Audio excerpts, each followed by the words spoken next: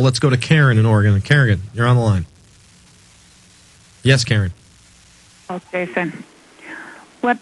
Can you hear me? Yes. What I am advocating and what my people are advocating is a national strike on the 15th of October. We've had way too many reasons to take this strike. Gandhi says we need 3 things for a successful revolution. We need to be proactive, nonviolent, and massive in numbers. We're asking people to prepare themselves with food and supplies and get ready to stay home on the 15th of October. No shopping, no flu shots. It's don't buy, don't comply. Ask why. No shopping, no flu shots.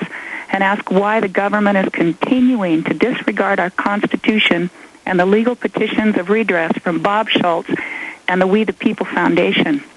My website, Jason, is Karen, KarenSQT @gmail.com. I'm asking for people everywhere throughout this great country to realize that by going to work, by keeping our money in the banks, we are supporting this corrupt government gone wild. We're basically going along to get along when we do these things and we don't take action, and we're willing to take a check and say, yeah, I'll be your PR spokeswoman, or we're willing to allow this prison system to occur because, yeah, we're economically destitute. Please go check that out. I encourage people to take action, and she's right. Gandhi had the correct idea. We need to peaceably resist in large numbers and make people aware of what's truly going on. Kathy in New Orleans. Kathy, you're on the line. Yes, Kathy. Hello? Yes. Jason, this is Kathy from New Orleans, and I'm sorry, I'm actually speaking to a minister right now. I had to excuse myself. Mm-hmm. I'm with Gary King with Patriot Radio New Orleans, and we get to talk to Dr. Rima Labo every single week. And we spoke to her a couple of days ago, and today they're trying to have a lawsuit with the FDA. Well, you know what? These lawsuits, and I thank you for the call, Kathy, in my mind, they don't go anywhere. All right? They don't even make people that aware other than within the Patriot network that already knows what's going on. I'm not saying don't try to get your message out there. Don't try to take legal action. But we know about the mandatory vaccinations. We know the entire military, including the National Guard and Department of Defense personnel, are being forced to take the inoculation. We know they are telling students that if they don't take the inoculation and are absent for 10 days, which will be unexcused, they will become truant. They will have to redo that grade. And in many cases, CPS will come after your kids. We are living under a nightmare scenario. Let's go to Michael in Massachusetts. Michael, you're on the line. Jason, what's up, brother? How you doing, sir? All this stuff, it's like right out of Jericho, isn't it? Do you see that show? I watched the entire thing until they cut it off abruptly during the second season, where they had to wrap everything up in a nice bow in about an hour and a half. Seriously, but this is like an opportunity. I mean, like, imagine, like, we're getting at, what was it, Ravenclaw or something like that? Ravenwood was the private security force that they used there. Only they made people clamor for the inoculations. The inoculations weren't bad. Ravenwood, which is a Blackwater, parody, was protecting the inoculations, and the people had to fight to get their inoculations. So even in a show that exposed a lot of the quote-unquote NWO agenda, there was propaganda lined throughout. Hey, have you guys talked to Jeremy Scahill yet? I'm not sure who that is. Jeremy Scahill is kind of like the authority on all things Blackwater. He was a contributor to that Democracy Now! Show a lot.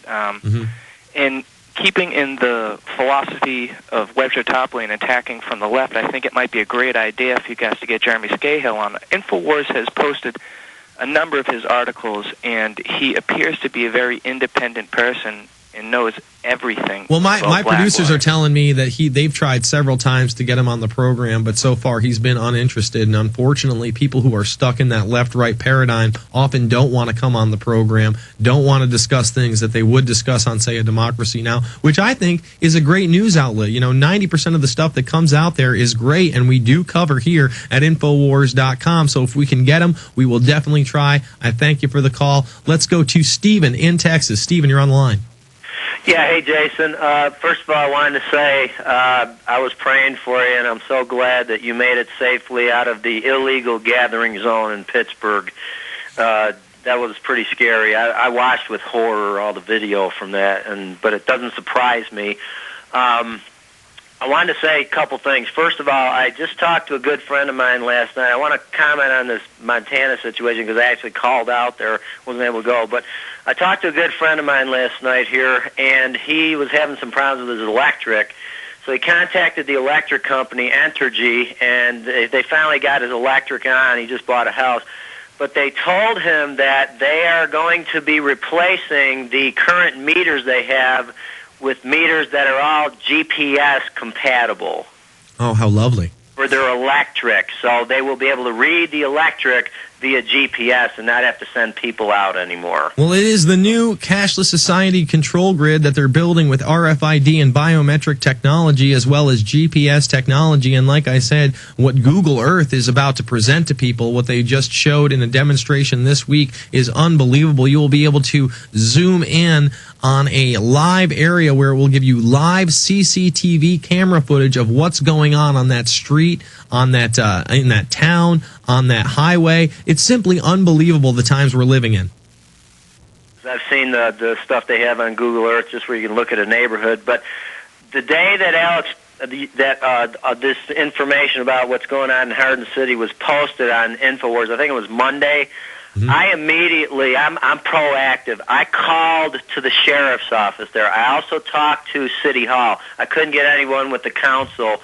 And the woman with the sheriff's office told me the sheriff's not here. Now, whether that's true or not, I don't know. He was conveniently not there. But I brought up to her about this. First, when I brought it up, I called Alex the other day. She immediately said, well, it's fake. I said, what? She said, yeah, it's fake. I said, ma'am, I saw the video from the newscasters with these guys with APF coming in with Hardin City Police on the vehicle. Well, they took that off the vehicles, like that made it okay. And I just, gave her a rundown about what this is really about. And she thanked me, and that was the end of that. Well, then look at the guys, Stephen. Look at the guys. They're presenting themselves not only as a police force, but an American police force. And then you have the crest of Serbia above it, number one. Number two, we know that these are foreign mercenaries, and the head of this is a convicted felon with over a dozen aliases. You can't make this stuff up. This is straight out of a James Bond movie. It's unbelievable. I got to jump. I thank you for the call, Stephen. Let's go to Kevin in New York. Kevin, you're on the line. Hey, Jason. Great show today. I just wanted to let your listeners know that a great place to start with this whole Montana incident here is the actual architectural blueprints. If they put up a public bond, they should be in the public domain. In the bottom-hand ledger, there'll be names, there'll be the engineering firm. It'd be a first place to pull the string on this situation. There'll be people who have to sign this off. Well, Becky Shea's sitting there saying, yes, you did see some documents where they said foreign alien detainment, but then she won't reveal who the supposed contractors were before the APF came in. I got to jump, Kevin. I've got Alex on the line with his final intel report on the streets of Hardin, Montana. Alex. Yes, the spokesperson for American Police Force itself a cutout for another company, itself another cutout to foreign merc firms. That's confirmed. She's now getting very agitated. There's a bunch of local media here. It's now on national news. And we've talked to locals. They were patrolling around here last week. That's when all this started, about a week and a half ago, with the vehicles. It didn't break on the news until the weekend. They did put decals on these black Mercedes SUVs. They are driving around. Then earlier in the week, they tried to say that was a conspiracy theory, and none of that was happening. Now they've had to admit that they were here. This type of stuff was going on. We've been getting followed by men in black sedans, also similar red trucks with men in camouflage have been seen by us and by locals that are here all over the town. There's all sorts of weird military drills going on here. And again, you have Germans, you have Serbs, you have Czech Republic, you have Brits, you have others here. They've all basically fled the facility, but they're still in the town. And I knew this was a big story whenever we found out that they were putting the police insignias on the side of their cars. What we know is happening is Two Rivers basically is an authority. And it's quasi-public-private group, kind of like LCRA in Central Texas, taking over the water supply, hiring their own SWAT teams. And what they've done is a power grab here, the evidence shows. And the spokesman in several newscasts earlier this week and over the weekend admitted, well, we had a wish list to have them be local police. So imagine this. You have a paramilitary foreign secretive group run by a 14-time felon from Serbia with his bizarre father in tow, with German troops, very serious military types here with them. More reporters are now arriving. All of this is going on. You have them admitting to us that they want to put a giant paramilitary training facility for police, military, foreign mercenaries, you name it, that's all admitted. You have them wanting to expand the prison facility. It is huge, $27 million. I've shot video on the wall of blueprints, just looks like as many as 50 to 60 cells. They were very secretive, wouldn't give us a tour of over 90% of the facility. I've been around the back.